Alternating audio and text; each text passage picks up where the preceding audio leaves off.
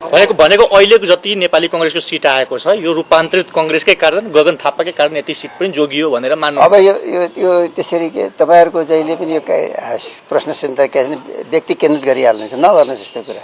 अब व्यक्ति केन्द्रित गरेर कांग्रेस अगाडि जान सक्दैन। हामीले सामूहिक रूपबाट कलेक्टिभ रेस्पोन्सिबिलिटी लिएर एउटा युनिटी कायम गरेर टोटल युनिटी कायम गरेर जानुपर्छ। त कहाँ यो व्यक्तिगत अहिले व्यक्तिवादी कुरा आइरहेछ। देउबा भएको भए यो हुन्थ्यो रे गगन भएको यो भयो रे त्यो नै गलत कुरा हो।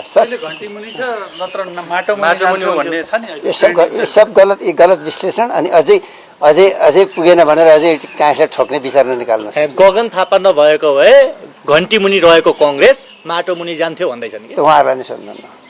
उहाँहरूलाई नै सोध्नु। उहाँलाई क्रेडिट दिनुहुन्छ कि नाइ तपाई जतिको वरिष्ठ नेता उहाँहरूलाई नै सोध्नुस् त्यो। अब हामी न्याय ढंगले पार्टीलाई न्याय स्ट्रक्चरिङ गगनजीको त्यो आँटलाई सम्मान गर्नुहुन्छ कि नाइ भन्न खोजेको। जुन उहाँले काम गर्नु रूपान्तरण विशेष महाधिवेशनलाई हामीले उचित ठानेका छैनौं अहिलेसम्म पनि।